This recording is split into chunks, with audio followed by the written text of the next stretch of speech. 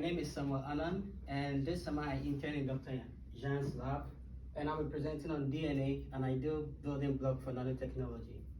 So first, nanotechnology is a branch of technology that builds structures in the nanoscale level, which is 10 to the minus 9th of a meter. It has several applications such as drug carriers, biosensors, and even in nanorobots.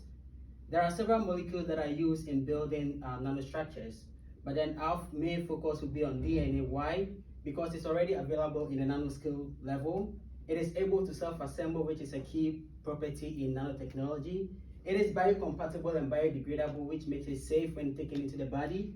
And it's highly programmable, which is made possible by the Watson and Crick base pairing. Due to this, we are able to control the structures that we reproduce.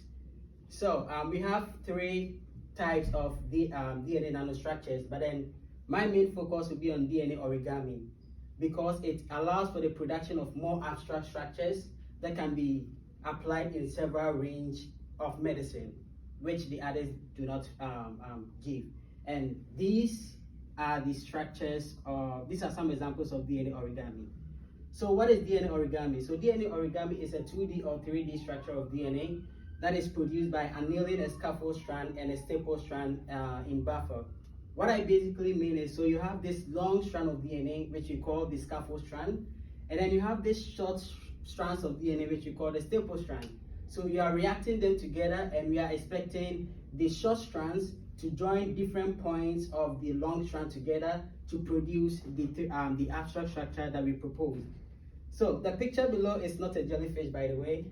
It is the origami that I was working on. So it is a half pie origami with a polymer attached to it. So you can assume this to be like a half watermelon, and this is like a polymer.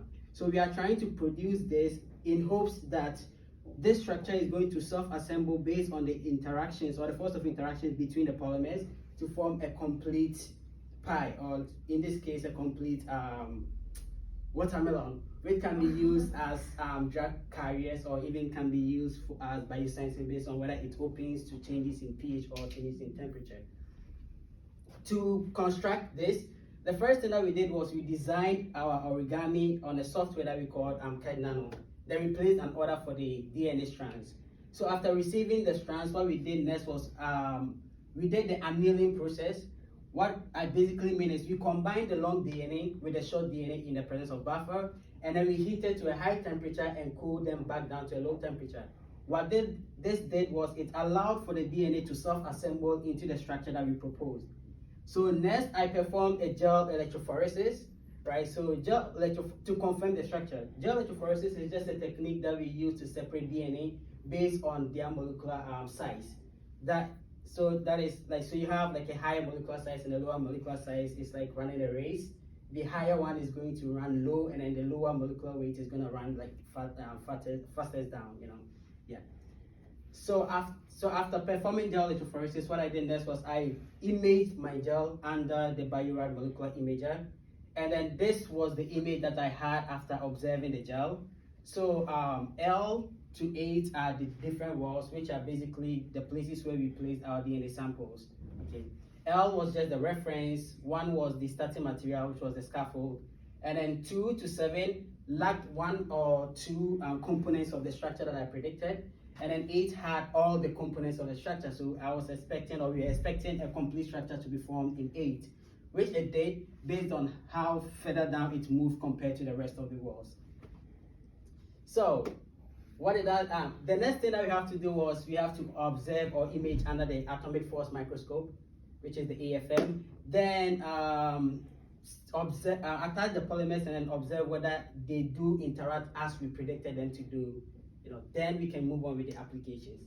So what I learned from this entire lab is that I learned how to design a DNA. I have a picture over there. I learned how to use the various instruments that I use in the lab. I learned the basic techniques involved in the lab, and I had a great an in-depth understanding of research. I learned how it means, or what it means to work in a team, since I was working with a team of 3 PhD students who were very great. And I learned how effective communication can be to a researcher. And also, one important thing, I learned that science labs can be very cold, as you can see here. So, yeah, I want to thank the Graduate School of Rutgers Newark for giving me the opportunity to have this wonderful experience. I am very much sure that I am a better researcher than I was when I first came here. I want to thank Dr.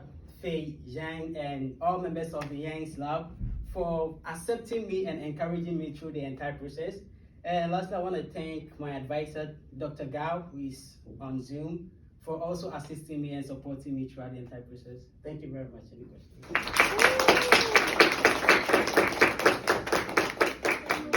Close to the computer so I can hear you. Any questions? Any questions on Zoom? Hi, can I make a request? Can the folks who did the posters, like Samuel and Kayla, the posters that we saw, can you please share your posters with us on email so that Dr. Perry and I can have a chance to look at them closely? It's sometimes hard to see them on the screen, and we can only make them bigger. We can only make them so much bigger. So if you email them to